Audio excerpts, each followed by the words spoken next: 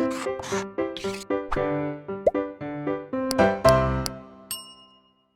Students, blueprint detail में आपका स्वागत है बच्चों। मैं आपका physics teacher Anuj Sharma. Student, जैसा कि आप जानते हैं कि हमारी यूनिट 4 का एक चैप्टर खत्म हो चुका है, उसका नाम था विद्युत चुंबकीय प्रेरण। बच्चों, अब जो चैप्टर स्टार्ट होने जा रहा है ये बहुत ही इंपॉर्टेंट टॉपिक है बेटा। ये न्यूमेरिकल में भी बहुत इंपॉर्टेंट है और इसमें 3-5 मार्क्स के थ्योरेटिकल डेरिवेशंस क्वेश्चंस बहुत आएंगे। तो बच्चों, उस चैप्टर का नाम आज आप देखिए, वो है प्रत्यावर्ती धारा यानी अल्टरनेटिंग करंट। तो बच्चों, इसको बहुत ध्यान से हम लोग पढ़ेंगे। एक बड़े चैप्टर में आता है बेटा ये। इसमें बच्चों जो सबसे पहले हम इंपॉर्टेंट टॉपिक आज पढ़ने वाले हैं बेटा, वो है प्रत्यावर्ती विद्युत वाहक बल में धारा की उत्पत्ति। यानी प्रत्यावर्ती विद्युत वाहक बल क्या होता है। अब तक जो आपने पढ़ा है बच्चों, जितनी भी पीछे यूनिट है उसमें आपने दिष्ट विद्युत वाहक बल पढ़ा है। अब आप पढ़ने वाले हैं प्रत्यय विद्युत वाहक बल। ठीक है बच्चों, इसके बारे में मैं आपको थोड़ी जानकारी दूंगा। उसके बाद बच्चों प्रत्यावर्ती विद्युत वाहक बल और धारा के बीच ग्राफ हम प्लॉट करेंगे और उनके आपस में संबंध देखेंगे। ठीक है स्टूडेंट। तो बच्चों, सबसे पहले इंपॉर्टेंट चीज है कि प्रत्यावर्ती विद्युत वाहक बल होता क्या है। तो बच्चों, मैं आपको बता दूं, प्रत्यावर्ती विद्युत वाहक बल बेटा वो होता है जिसकी जो दिशा है, यानी जो उसकी ध्रुवता है, वो हमेशा चेंज होती रहती है। आधी साइकिल में बच्चों वो ऊपर की तरफ उसकी दिशा रहती है और अगली आधी साइकिल में उसकी दिशा नीचे की तरफ रहती है। ठीक है बेटा। तो इसके बारे में आपको मैं थोड़ी सी जानकारी दूंगा कि किस तरीके से उसकी दिशा लगातार बदल रही है। तो बच्चों, इसके लिए हम एक कुंडली लेते हैं और जो विद्युत चुंबकीय क्षेत्र में हम मानते हैं कि वो लगातार घूम रही है, यह मान के चल रहे हैं थोड़ी देर के लिए। तो बच्चों, अगर मैं उसकी प्रारंभिक स्थिति आपको इस प्रकार दिखाऊं कि ये कुंडली अगर घूम रही है और किसी समय में इसका तल इस प्रकार से है कि चुंबकीय क्षेत्र की दिशा में, तो बच्चों उस कुंडली के तल पे खींचा गया अभिलंब। तो बच्चों, ये अभिलंब है जो मैंने आपको दिखाया है इस प्रकार से अभिलंब। तो बच्चों, वो कितना कोण बना रहा है चुंबकीय क्षेत्र से, वो बना रहा है बच्चों थीटा बराबर 90 डिग्री। ठीक है। अब बच्चों, ये लगातार घूम रही है तो थोड़ी देर में इसकी जो दिशा होगी वो इस प्रकार से बदल जाएगी और अब उसका बच्चों अभिलंब जो है, चुंबकीय क्षेत्र से 90 डिग्री एंगल ना बना के कोई कोण बनाएगा, इसे मैं ओमेगा टी भी लिख सकता हूं बच्चों। ठीक है ना। तो बच्चों, अब लगातार इसकी जो कोण है लगातार बदलता जा रहा है। अगली स्थिति में इसका कोण कुछ और हो जाएगा। तो अब बात ये आती है बच्चों कि किस प्रकार से इसमें, क्योंकि आपको पता है जब अभिलंब और विद्युत क्षेत्र जो होंगे 90 डिग्री पे होंगे तब चुंबकीय फ्लक्स कैसा होगा बच्चों, आप जानते हैं। क्योंकि जब तल आपका देख रहे हैं आप लोग, तल उसका बराबर हो जाएगा और चुंबकीय क्षेत्र और जो उसका अभिलंब है बेटा वो 90 डिग्री पे हो जाएगा, तो कितना चुंबकीय फ्लक्स होगा। तो बच्चों, फ्लक्स का फॉर्मूला आपको पता होगा, बी ए कॉस थीटा, जिसे हम सिर्फ लिख सकते हैं बी ए कॉस ओमेगा टी। तो बच्चों, अगर किसी टाइम में ओमेगा टी की वैल्यू 90 है बेटा, तो उस टाइम उसका फ्लक्स कितना हो गया, 0। लेकिन अगर किसी टाइम पे उसका फ्लक्स सपोज करो कोई और एंगल पे है, तो हम कह सकते हैं कि उसका फ्लक्स कितना हो जाएगा बच्चों, बी ए कॉस ओमेगा टी हो जाएगा। और बच्चों, किसी टाइम में जब घूमते घूमते इसका तल इस प्रकार से आ जाए कि इसका अभिलंब इस चुंबकीय क्षेत्र से 0 डिग्री बनाएगा, तो उस टाइम कितना हो जाएगा बच्चों, 0 डिग्री हो जाएगा। तो फ्लक्स कितना हो जाएगा बच्चों, अधिकतम हो जाएगा। तो ये स्थिति भी प्राप्त होगी। तो बच्चों, कुल मिला के ये है कि लगातार उसके जो चुंबकीय क्षेत्र और अभिलंब के बीच की पोजीशन है, जो कोण है, वो लगातार चेंज होगा। लगातार चेंज होने से हम कह सकते हैं फ्लक्स चेंज होगा बेटा। और जैसे ही फ्लक्स चेंज होता है हम क्या जानते हैं बच्चों, हम जानते हैं कि उसमें एक प्रेरित विद्युत वाहक बल उत्पन्न होगा। तो बच्चों, बात अगर करें कि प्रेरित विद्युत वाहक बल का जो फॉर्मूला है वो किस पर डिपेंड कर रहा है। चुंबकीय क्षेत्र हमने यूनिफॉर्म ले लिया, जो कॉइल का एरिया वो भी यूनिफॉर्म है बेटा। तो बात करें बच्चों, ये डिपेंड कर रहा है omega T, cos omega T पे। ठीक है बच्चों, इस प्रकार से देख रहे हैं आप। अब बच्चों, अगर ये कॉस ओमेगा टी पे इस प्रकार से डिपेंड कर रहा है, तो हमें प्रेरित विद्युत वाहक बल के लिए बच्चों, अगर मैं बात करूं प्रेरित विद्युत वाहक बल, प्रेरित विद्युत वाहक बल, तो बच्चों उसको हम कैसे जानते हैं, हमें पता है E बराबर माइनस का d phi by d t. और ये आप जानते हैं बच्चों फैराडे के नियम के अनुसार, फैराडे का नियम, फैराडे का नियम। ठीक है बच्चों। तो अब सबसे पहले आपका काम है बच्चों चेंजिंग फ्लक्स निकालना, कितना चेंजिंग फ्लक्स है, फिर हम उसे यहां पे रख देंगे। तो हमारे लिए हमें विभवांतर की जो विद्युत वाहक बल है उसकी हमें एक समीकरण प्राप्त हो जाएगी। ठीक है बेटा। तो बच्चों ये समीकरण हमें कैसे प्राप्त होगी, तो अगर बच्चों हम ये जो इक्वेशन हमारे पास, आप जो ये इक्वेशन देख रहे हैं, इक्वेशन फर्स्ट, इसको अब अगर हम कहें समीकरण एक से तो बच्चों मेरे पास d∅dt कितना होगा? d∅dt होगा बच्चों ba, और हमें dy/dt यानी अवकलन करना पड़ेगा बच्चों cos ओमेगा t का। देखना बच्चों आप इस प्रकार से, ये हमारे पास क्या हो गई बच्चों? इक्वेशन सेकंड हो गई। अब बच्चों अगर हम इस पे बात करें तो थोड़ी देर के लिए अगर आप देखें तो हमें क्या प्राप्त होगा? हम कह सकते हैं हमारे पास d∅dt होगा बेटा, d∅dt। तो बच्चों b और a तो एज इट इज रहेंगे, और cos ओमेगा t का अवकलन होता है बच्चों माइनस का sin ओमेगा t, और जब t का करेंगे तो अंदर का 1 हो जाएगा और बाहर आ जाएगा ओमेगा। तो बच्चों हमारे पास जो आया ये आया d∅b/dt बराबर माइनस का ba omega sin omega t। Equation हो गई बच्चों थर्ड। देखना इस प्रकार से। अब बच्चों चेंजिंग फ्लक्स अगर हमारे पास आ जाता है तो हम फैराडे का नियम लगा सकते हैं। तो आप देखें जरा फैराडे का नियम किस प्रकार से लगेगा बेटा। हम कह सकते हैं जो विद्युत वाहक बल या प्रेरित विभवांतर होगा, प्रेरित विद्युत वाहक बल वो होगा माइनस का, और जो d∅dt की वैल्यू आई है ba omega sin omega t, इस प्रकार से। तो बच्चों अगर आप देखें तो कितना हो जाएगा? माइनस माइनस प्लस हो जाएगा ba omega sin omega t। ठीक है बच्चों। तो गौर से अगर बच्चों हम एक चीज देखें ध्यान से, अगर आप एक चीज को बहुत ध्यान से देखें तो हमें ये जो इक्वेशन प्राप्त हुई है इसमें अभी एक चीज की कमी है। ये वैल्यू किस चीज को बता रही है बेटा? इस चीज की बात करें तो बच्चों अगर हम जानते हैं कि sin ओमेगा t मैक्सिमम कितना होता है, तो हम जानते हैं sin ओमेगा t की मैक्सिमम वैल्यू, यानी sin में कोई भी चीज अगर है तो 1 हो सकती है, ये मैक्सिमम वैल्यू है। तो अगर हम sin ओमेगा t को इसमें 1 लिख लें तो जो प्रेरित विभवांतर होगा विद्युत वाहक बल वो मैक्सिमम होगा, इसे कहेंगे अधिकतम बेटा, अधिकतम। तो बच्चों अधिकतम होगा बच्चों कितना होगा? ba omega. तो ये अधिकतम विद्युत वाहक बल होगा बेटा इस प्रकार से। तो बच्चों ये अधिकतम विद्युत वाहक बल की इक्वेशन अगर हम यहां रख दें समीकरण 4 में तो हमें प्राप्त होगी इक्वेशन E बराबर E0 sin ओमेगा t।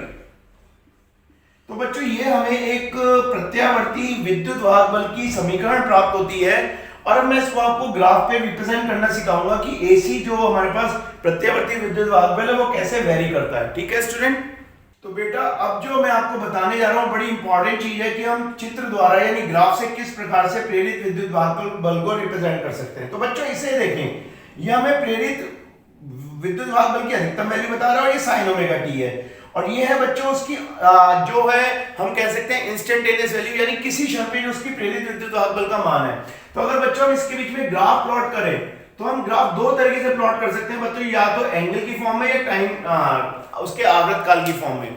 तो बच्चों अगर आप देखें sin ओमेगा t जो वैल्यू होती है बेटा 0 पे sin 0 कितना होता है? अगर हम यहाँ पे बेटा ओमेगा t ले लें थोड़ी देर के लिए एंगल, तो ये 0 डिग्री कहलाएगा, और बच्चों ये इस प्रकार से वेरी करेगा।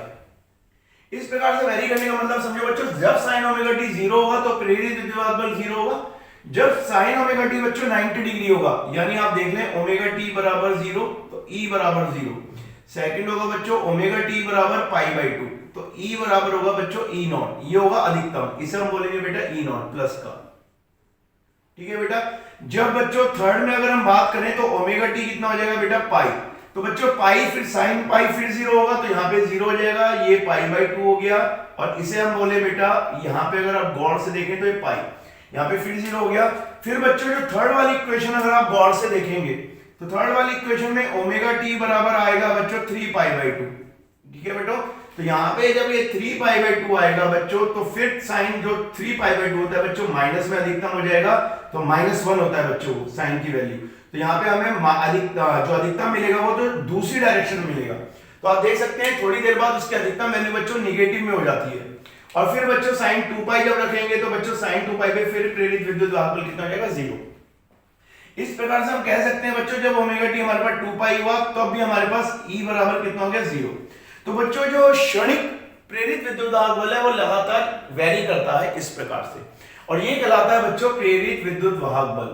प्रेरित विद्युत वाहक बल।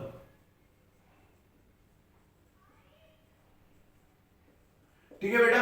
अब बच्चों इसमें मैं आपको एक बात और बताऊंगा, इसे हम समय के रूप में भी कर सकते हैं। तो अगर बच्चों यहाँ पे मैं एक ग्राफ इस प्रकार से बनाऊं जहां पे मैं समय ले लूं बेटा समय के रूप में, तो समय के रूप में बच्चों मैं कह सकता हूं कि मेरे पास जो इक्वेशन है E बराबर E0 sin ओमेगा, और यहां पे अब मैं टी लग देता हूं बेटा इस प्रकार से। तो बच्चों टी के रूप में मैं कह सकता हूं जब पूरी एक चक्कर पूरी करती है प्रत्यावर्ती जो भी हमारे पास विद्युत वाहक बल है, उस समय को उसका आवृत काल बोलते हैं बेटा टी।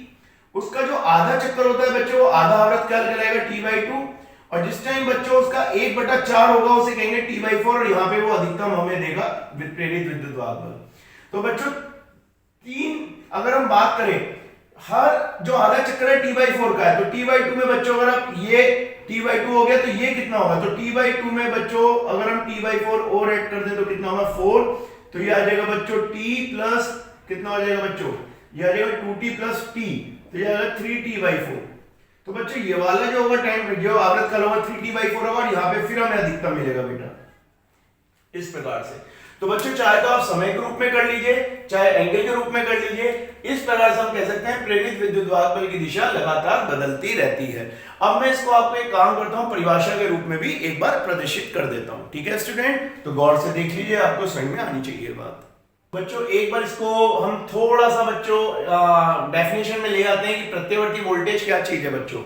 ऐसी वोल्टता जो बच्चों जो परिमाणीय दिशा में समय के साथ आवर्ती रूप से परिवर्तित होती है, यानी आपने देखा था कि लगातार उसका जो मान है बच्चों, अगर आप देखिए तो लगातार उसका मान बदलता रहता है, 0 है तो ज्यादा बढ़ता रहता है, तथा बच्चों एक निश्चित समांतराल के बाद उसी दिशा में वह परिमाणीय पुनरावृत्ति करती है, क्योंकि यहां बढ़ा फिर ये कम हो गया, तो फिर बच्चों दूसरी डायरेक्शन में क्या होगा बच्चों, ये फिर बढ़ता रहेगा और फिर कम हो जाएगा, तो एक निश्चित समय अंतराल के बाद दोबारा इसकी पुनरावृत्ति होगी। तो इस प्रकार से हम कह सकते हैं कि वो एक कह सकते हैं कि दोलन कर रही है, हम ये भी कह सकते हैं बच्चों, ये एक तरीके से हम कह सकते हैं कि उसकी आवृत्ति दोबारा रिपीट हो रही है। तो एक कह सकते हैं बच्चों, एक तरीके से जो इसका मोशन है वो किस प्रकार का मोशन है, वो आवर्त मोशन है, आवृत्ति काल वाला मोशन है, कि लगातार वो अपने मोशन को रिपीट करती है।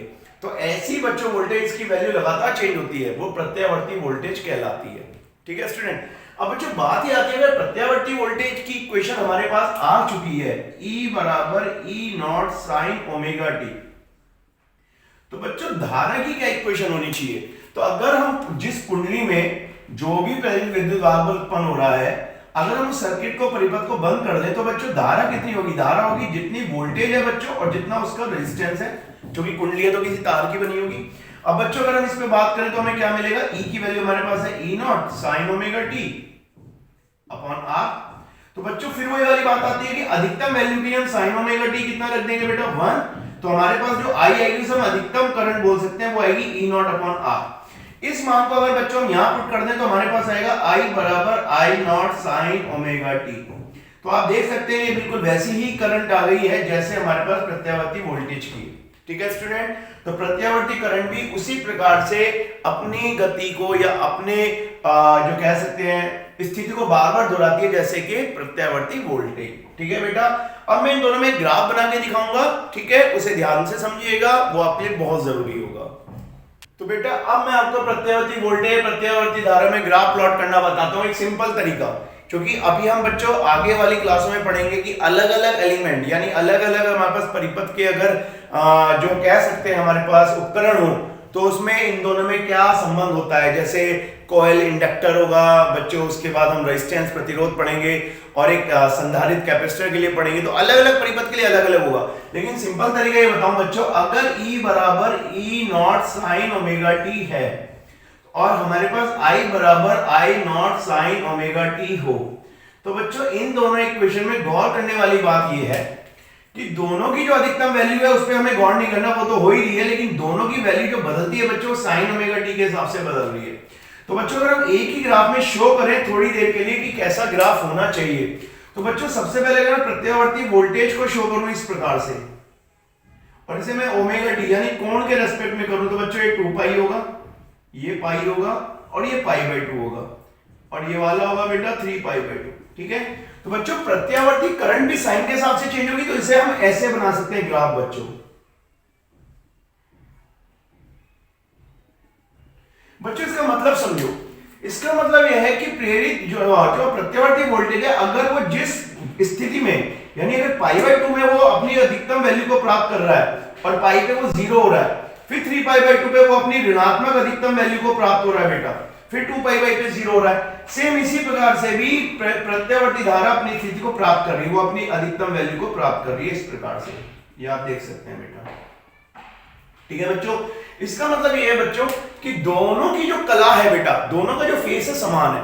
फेस आप जानते हैं, आपने 11वीं में पढ़ा होगा, किसी भी आवृत करने वाले कण की जो उसकी मीन यानी प्रारंभिक स्थिति से जो प्रारंभिक स्थिति से उसकी स्थिति को बताने वाला जो भौतिक राशि होती है उसे फेस कहते हैं, कला। फेस यानी कला बेटा, फेस या कला, इसे फाई से रेफर करते हैं बच्चों। तो हम कह सकते हैं दोनों समान कला में है, सेम फेस में है। तो सेम फेस का मतलब ये है बच्चों, दोनों अपनी अधिकतम वैल्यू को समान स्थिति में प्राप्त करते हैं, जीरो भी समान होते हैं और समान स्थिति में ही बच्चों वो अधिकतम वैल्यू को प्राप्त करते हैं। तो ऐसे ही जो हमारे पास ग्राफ होगा तो हम संबंध निकाल सकते हैं कि वो समान कला में है या नहीं है। हालांकि हर जगह जरूरी नहीं बेटा समान कला में, कुछ में अलग अलग भी होंगे। ठीक है बेटा, तो ये जो हमारे पास हुआ बच्चों, ये सारा हमारे पास प्रत्यावर्ती वोल्टेज सबको हो गया।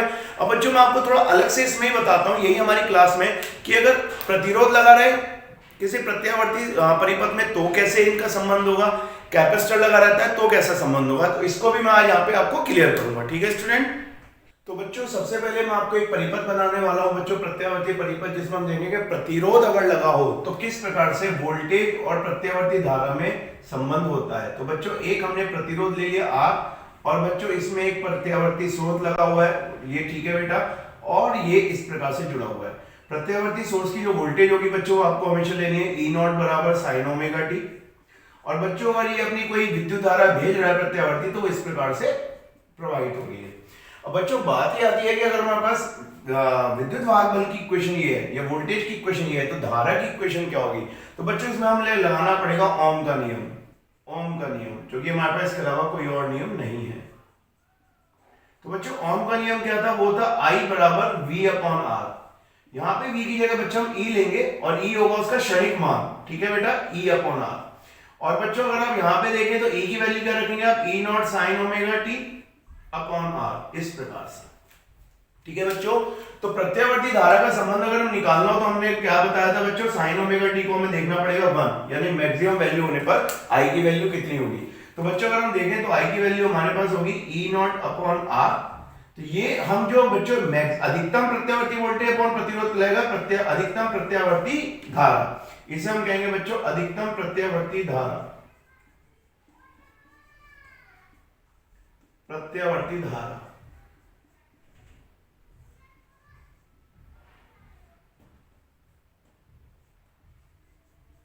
ठीक है बेटा, अब बच्चों ये मान को अगर हम समीकरण 1 में रख दें तो हमें क्या प्राप्त होगा, हमें प्राप्त होगा I बराबर I not sine omega T. तो बच्चों गौर से अगर आप एक बात देखें कि हमें क्या प्राप्त होता है, हमें प्राप्त होता है कि दोनों इक्वेशन जो है बच्चों, जो वोल्टेज है और जो करंट है बच्चों, दोनों समान कला में, दोनों समान साइन ओमेगा टी पर डिपेंड करते हैं। तो बच्चों जब आप ये निकाल लेंगे तो आपको बताना चाहिए, आपको क्वेश्चन आता है कि दोनों कैसे होते हैं, तो हम कहेंगे प्रत्यावर्ती वोल्टेज, प्रत्यावर्ती वोल्टेज, वोल्टेज, ठीक है बेटा, और प्रत्यावर्ती धारा, प्रत्यावर्ती धारा तथा प्रत्यावर्ती धारा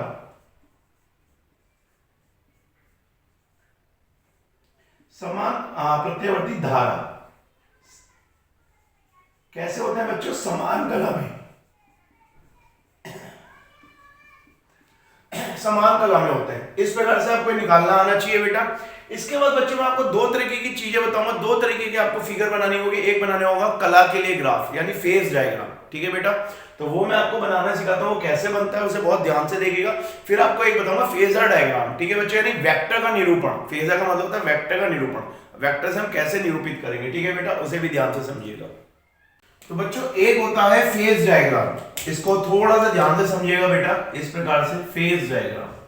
फेज डायग्राम का मतलब है बेटा किस प्रकार से वोल्टेज और जो धारा है वो बदलती है, उसे हम फेज डायग्राम से निरूपित करेंगे, यानी उसमें कला दिखाएंगे। तो बच्चों हमने देखा है दोनों के लिए जो साइन ओमेगा टी पे डिपेंड करती हैं। तो बच्चों एक सबसे पहले हमें वोल्टेज दिखानी है बेटा, अगर ये हम ओमेगा टी दिखा रहे हैं तो यहाँ पे हमें ई दिखाना है और आई भी दिखाना है, आई, ठीक है बच्चों।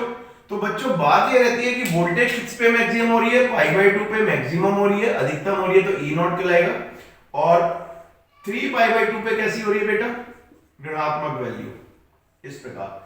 तो बच्चों अब धारा का अगर हम कैसे दिखाएंगे, तो धारा समान कलम है तो वो भी अपनी ही अधिकतम वैल्यू को सेम तरीके से ही प्राप्त कर रही है। फर्क इतना है बच्चों, धारा का जो आप परिमाण दिखाएंगे थोड़ा सा कम दिखाएंगे, ठीक है बेटा, और यहाँ पे भी कम दिखाएंगे, इसके भी नंबर कट सकते हैं। तो ये बच्चों ये कहलाता है फेज डायग्राम, जिसमें हम उनकी कला दिखा रहे हैं, कैसे वो आपस में परिवर्तित होते हैं। तो साथ साथ परिवर्तित होते हैं, यानी समान कला में, हम कह देंगे कि समान कला में होते हैं, समान कला, ठीक है बेटा। अब दूसरी बात आती है बच्चों फेजर डायग्राम। तो दूसरा जो डायग्राम कहलाता है बच्चों फेजर डायग्राम कहलाता है, फेजर डायग्राम।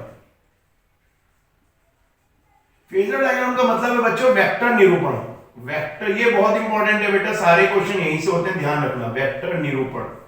तो इसको कैसे करेंगे बेटा, फेजर डायग्राम का मतलब है बच्चों अगर मैं दो एक्सिस ले लूं थोड़ी देर के लिए, ये आप देखिए थोड़ी देर के लिए मैंने दो एक्सिस ले लिए, ठीक है बेटा, और बच्चों अगर मैं करंट को एक्स एक्सिस पे दिखा दूं उसकी वैल्यू अधिकतम, इस प्रकार से। तो बच्चों वोल्टेज आपको पता है समान कला में अगर ये एक्स एक्सिस है वाई एक्सिस है तो वोल्टेज बच्चों समान कला में होगी, तो उसकी जो प्रत्यावर्ती वोल्टेज होगी बच्चों वो भी इसी में ही होगी, वी आर, इस प्रकार से। समझ में आ रही है बेटा आपको? तो आप देख सकते हैं कि या इस तरीके से नहीं दिखा के हम ऐसे भी कह सकते हैं, क्योंकि एंगल पर डिपेंड कर रही है, तो इसको और ऐसे दिखा दो। अगर चूंकि ओमेगा टी है जो भी है परिवर्तित होती है, ओमेगा टी के हिसाब से परिवर्तित होती है, तो अगर ये ई नॉट है तो आई नॉट भी बेटा यहीं आएगी। तो दोनों सेम उस वेक्टर पे दिखाई जाएंगे, उनकी दिशा बता रही है, और ओमेगा टी होगा बच्चों उनका कला या कलांतर, ठीक है बेटा, जिसे हम बोलते हैं फेस एंगल, फेस एंगल। तो बच्चों ये मैं बता दूं क्या बता रहा है, ये बता रहा है उनका वेक्टर निरूपण, कि दोनों में आप देख सकते हैं ई नॉट का मैग्नीट्यूड ज्यादा होगा, आई नॉट का कम होगा, और ओमेगा टी यानी कोण के हिसाब से लगातार वैल्यू की चेंज होती रहती है, दिशा बता रहा है। तो ये फेजर डायग्राम है, ठीक है, इतना आपको बच्चों पूरा का पूरा पता होना चाहिए, ठीक है। अब मैं आपको एक और बता देता हूं बच्चों कैपेसिटर के लिए, ओके बेटा। तो बेटा अब हमारे प्रत्यावर्ती परिपथ में संधारित्र जुड़ा है बच्चों, जिसकी धारिता C से हम रेफर कर रहे हैं। तो बच्चों प्रत्यावर्ती वोल्टेज की इक्वेशन तो वही लेनी है, अब हमें प्रत्यावर्ती धारा की इक्वेशन निकालनी है संधारित्र में। तो संधारित्र में आपको पता है बच्चों चार्ज चलेगा, करंट जो जाएगा चार्ज के रूप में जाएगा, वो चार्ज क्या होता है बेटा यहाँ पे स्टोर हो जाता है, इस प्रकार से। तो इस बात को थोड़ा समझना है। तो हम जानते हैं कि एक फॉर्मूला पढ़ते हैं हम संधारित्र में, V = Q/C। तो इससे हमें चूंकि धारा अगर निकालनी तो Q को पकड़ना पड़ेगा हमें, तो Q कितना हो गया बच्चों V × C। V को यहाँ पे बच्चों इस चैप्टर में हम E से रेफर कर रहे हैं, तो हमारे पास ये इक्वेशन आ गई × C। अब थोड़ी देर के लिए गौर से देखो बच्चों, C आ गया और E की इक्वेशन है हमारे पास E0 sin ωt। तो बच्चों इसमें E0 भी आप बाहर रख दो, ओमेगा बाहर रख दो, क्योंकि ये नियतांक है, और बच्चों बात आती है sin ωt। आप देख सकते हो अगर आपको क्षणिक धारा चाहिए तो आपको Q है तो आपको अवकलन करना पड़ेगा, तो हम कहेंगे अवकलन करने पर तो dQ/dt हो जाएगा बच्चों, ये हमें धारा का मान देगा, क्षणिक धारा का मान। और ये बच्चों E0 omega as it is, और साइन का जो अवकलन होता है बच्चों वो कितना होता है बेटा, आपको याद होगा वो होता है cos ωt, ठीक है, और साथ में आ जाएगा बच्चों ओमेगा।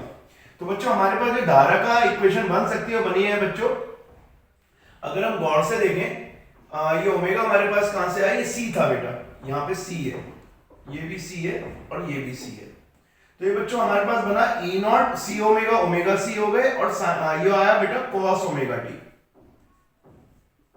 बच्चों यहाँ पे अब एक गौर देने वाली बात क्या है, बहुत ध्यान से एक बात देखना, कि धारा का जो बच्चा परिवर्तित होने की जो कला आ रही है वो cos की फॉर्म में आ रही है, और हमने जो लिया वो प्रेरित विभवांतर बच्चों कैसा लिया ओमेगा साइन में, तो दोनों बराबर होने चाहिए। तो इसे हम कन्वर्ट करेंगे, I को हम लिख सकते हैं बच्चों थोड़ी देर के लिए I = E0, और ये होगा बच्चों हमारे पास ओमेगा C है और ओमेगा C, और बच्चों इसको हम लिख सकते हैं sin π/2 प्लस ओमेगा, इस प्रकार से।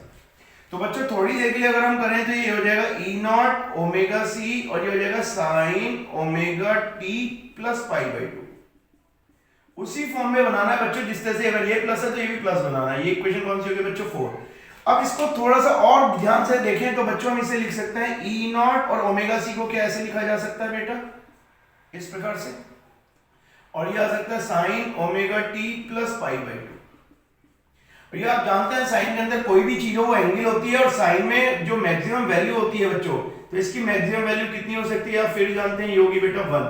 तो हमारे पास प्राप्त होगा ये अधिकतम करंट, अधिकतम जब धारा प्राप्त होगी E नॉट 1/ओमेगा c। ये बच्चों इसे थोड़ा ब्लॉक में बंद कर रहा हूं, ये बहुत इंपॉर्टेंट चीज है, इसमें हम बाद में बात करेंगे। लेकिन अब बच्चों हमारे पास जो इक्वेशन बनी वो आप देख सकते हैं, इक्वेशन हमारे पास आएगी I बराबर, तो बच्चों I बराबर आई, इस पूरे की जगह में क्या रख सकता हूं बेटा I नॉट, और ये आ गई बच्चों साइन ओमेगा टी प्लस π/2। तो बच्चों यहां आप इस बार चेंज देख रहे होंगे थोड़ा सा, ओमेगा प्रतिरोध में तो ओमेगा टी आ रहा था पर यहां प्लस π/2 आ रहा है। तो अब मैं आपको इस पे बात करूंगा बच्चों, ये बहुत इंपॉर्टेंट चीज है, फिर इस पे हम और ग्राफ वगैरह देखेंगे, ठीक है बेटा। तो बच्चों अब मैं आपको बताता हूं जो हमें बच्चों संधारित्र के लिए जो इक्वेशन प्राप्त हुई है बेटा वो इस प्रकार से प्राप्त हुई है, साइन ओमेगा टी, इसको ऐसे लिख लेते हैं, और I बराबर I not sine omega t plus π/2। तो बच्चों इसका क्या मतलब है π/2 जो प्लस में आ रहा है, इसको मैं आपको थोड़ा समझाता हूं। बच्चों सबसे पहले हम बनाएंगे फेज डायग्राम। इसमें अगर हम बच्चों वोल्टेज दिखा देते हैं, प्रत्यावर्ती वोल्टेज इस प्रकार से, ठीक है बेटा। तो आप देख सकते हैं ये जो प्रत्यावर्ती वोल्टेज हमें प्राप्त हुई प्लस का E नॉट, और इस प्रकार से प्राप्त हुई माइनस का E नॉट, ठीक है बच्चों। तो धारा को हम कैसे दिखाएंगे बच्चों, धारा को हम दिखा सकते हैं थोड़ी देर के लिए, ये हमारे पास π/2 होता है, ये पाई होता है, और ये 3π/2, ये तो आपको लिख लेना चाहिए। तो बच्चों इसमें थोड़ी देर के लिए अगर आप गौर करें तो आप देख सकते हैं कि धारा जो है प्लस π/2 का मतलब है बच्चों मैक्सिमम हो रही है पहले, और जो विद्युत वाहक बल है जो विभवांतर है प्रत्यावर्ती वो बाद में मैक्सिमम हो रहा है, प्लस π/2 का मतलब है बच्चों पहले, ठीक है बेटा। तो उसे मैं ऐसे दिखा सकता हूं, थोड़ा सा अगर आप गौर से देखें, हम उसे दिखाएंगे इस प्रकार से,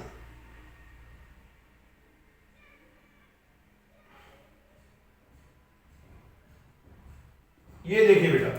तो इसमें ये वाली जो इक्वेशन है बच्चों ये E के लिए हम दिखा रहे हैं, और ये वाली इक्वेशन जो है I के लिए दिखा रहे हैं। तो जब वोल्टेज 0 है तब बच्चों धारा जो है अधिकतम होगी, वो अधिकतम पहले ही होगी है, और जब बच्चों करंट धारा 0 है तब वोल्टेज कैसे होगी अधिकतम। तो इनके बीच में जो कलांतर धारा आप देखें, इस टाइम बच्चों 0 पे धारा अधिकतम है और वोल्टेज कैसे 0, ठीक है बेटा। ये यहां देख लो आप, यहां पे अगर आप देखें धारा पाई पे मैक्सिमम हुई है अगर आप देखना चाहेंगे, और वोल्टेज 3π/2 है, तो यहां पे भी कलांतर कितना है π/2। इसका मतलब बच्चों जब संधारित्र लगा होता है तो धारा जो बच्चों होती है, धारा वो अग्र होती है, अग्र किससे बेटा, वोल्टेज से। कितने कलांतर से बच्चों, कलांतर कितना होता है उसके बीच में π/2, जिसे हम डेल्टा फाई भी कह सकते हैं, इस प्रकार से। तो बच्चों ये फेज डायग्राम हो गया, ये हमें पता होना चाहिए, और यहां पे जो वैल्यू हो जाएगी वो माइनस I नॉट हो जाएगी, ठीक है बच्चों। ये ड्रॉ करने के लिए आएगा। अब बच्चों फेजर डायग्राम कैसे बनाएंगे इसका, तो फेजर डायग्राम हम कह सकते हैं बच्चों, अगर ये वोल्टेज है हमारे पास E नॉट और ये ओमेगा टी है, तो धारा पहले ही मैक्सिमम हो रही है, तो इस एंगल से बच्चों हम क्या करेंगे, एक 90 डिग्री का एंगल ड्रॉ करेंगे और यहां पे धारा का मान दिखा देंगे I नॉट, इस प्रकार से। तो एंगल कितना हो गया बेटा π/2। तो धारा वोल्टेज से पहले ही कैसी हो रही है, π/2 कलांतर पे मैक्सिमम हो रही है, अधिकतम हो रही है, ठीक है बेटा। तो ये चीजें आपको समझ में आनी चाहिए बच्चों, कौन किसके अग्र होता है। तो फिर बता दूं संधारित्र में धारा अग्र होती है बच्चों वोल्टेज के, ठीक है बेटा। तो आज की क्लास समाप्त हुई, अगले इंपॉर्टेंट डेरिवेशन मैं आपको नेक्स्ट क्लास में कराऊंगा, तब तक के लिए बेटा धन्यवाद।